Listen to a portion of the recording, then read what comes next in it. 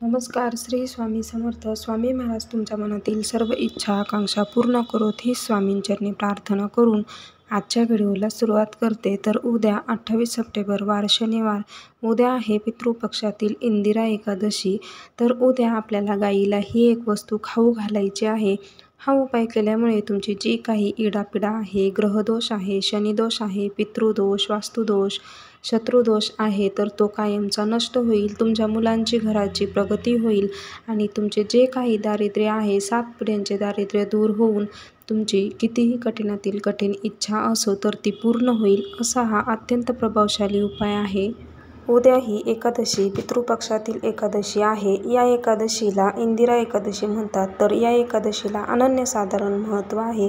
पितृपक्षातील जी ही एकादशी असते तर यावेळेस आपण आपले जे पूर्व पितृज असतात तर त्यांना प्रसन्न करून घेण्यासाठी ज्यांची तिथी आहे त्यांनी आपल्या पूर्वजांना या तिथीला जेवू घालायचं आहे. तुम्ही उपवास नाही केला तरी चालेल, पण आपल्याला उद्या भगवान विष्णूंची, माता लक्ष्मीची जेवढी सेवा करता येईल तेवढी सेवा करायची आहे.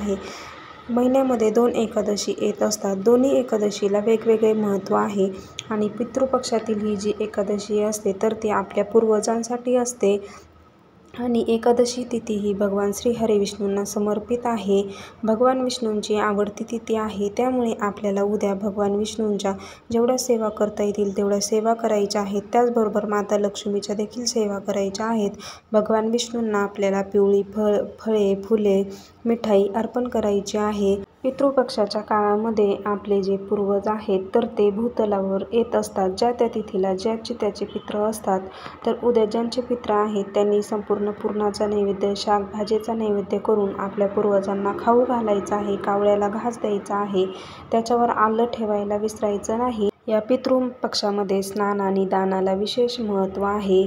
आपण उद्या जर का दान केले तर आपल्या पूर्वजांना, आपले पूर्वज आपल्यावर प्रसन्न होत असतात, आपल्याला आशीर्वाद देत असतात. त्याच्यामुळे उद्याच्या इंदिरा एकादशी दिवशी आपल्याला नक्कीच दान करायचं आहे. दानधर्म केल्याने आपल्याला अधिक पटीने पुण्य प्राप्त होत असते. आपल्या पितरांना मोक्ष मिळत असतो अशी मान्यता आहे. त्याचबरोबर उद्या आपल्याला, तुम्ही जर व्रत करत असेल तर ठीक, नाही केले तरीही चालेल, पण हे जे काही उपाय आहेत छोटे मोठे ते आपल्याला नक्की करायचे आहेत.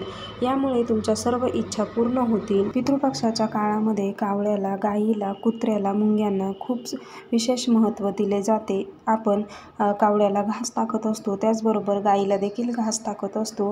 हिंदू धर्मामध्ये आपल्या गाईला पूजनीय मानले जाते, अत्यंत पवित्र स्थान दिले जाते, कारण गाईच्या पोटामध्ये 33 कोटी देवी देवता वास करत असतात. ज्या घरामध्ये गाई आहे, जो व्यक्ती गाईची नियमित पूजा करतो तर त्या व्यक्तीला, त्या घराला कधीच कशाचीही कमी पडत नाही.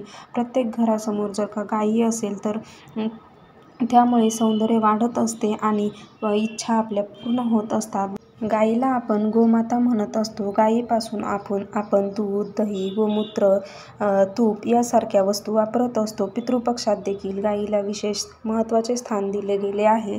तर उद्या आपल्याला हा उपाय करायचा आहे. हा उपाय केल्यामुळे बघा तुमच्या सर्व इच्छा पूर्ण होतील व माता लक्ष्मी, भगवान विष्णू देखील तुमच्यावर प्रसन्न होतील. तर उपाय कसा करायचा आहे आपण ते पाहूया. तर उद्या एकादशी तिथी आहे. उद्या तुम्ही दिवसभरामध्ये कधीही हा उपाय करू शकता, तुम्हाला जेव्हा वेळ भेटेल तेव्हा. तर आपल्याला कणिक मळायची आहे. कणकेत मीठ टाकायचं नाही आणि आपल्याला थोडीशी भिजवलेली हरभऱ्याची डाळ घ्यायची आहे. त्यानंतर थोडा गूळ घ्यायचा आहे आणि भिजवलेली डाळ, गूळ घालून याची एक चपाती लाटायची आहे आणि ही भाजताना आपल्याला त्याला तूपच लावायचं आहे आणि ही आपल्याला गाईला खाऊ घालायची आहे. त्याआधी गाईला आपल्याला हिरवा चारा देखील खाऊ घालायचा आहे.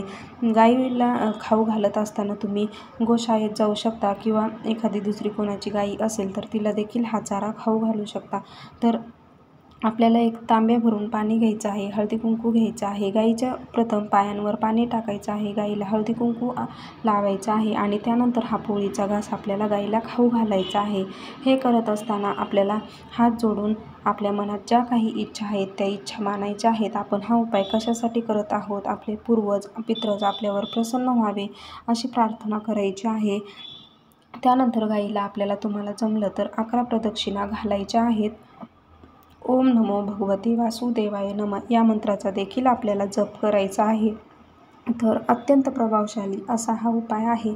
यामुळे तुम्हाला माता लक्ष्मी, भगवान विष्णूंचा आशीर्वाद मिळेल. अत्यंत प्रभावशाली असा हा उपाय आहे. त्यामुळे हा उपाय करायला नक्की तुम्ही विसरू नका. तर तुमचे 7 पिढ्यांचे दारिद्र्य दूर होईल. तुमची जी काही इच्छा आहे तर ती इच्छा पूर्ण होईल. तुमच्या शत्रूंचा नाश होईल. सर्व जे दोष आहेत तर ते नष्ट होतील. असा हा उपाय नक्की करा. कसा वाटला व्हिडिओ कमेंट करून सांगा आणि असेच व्हिडिओ पाहण्यासाठी चॅनल सबस्क्राईब करा.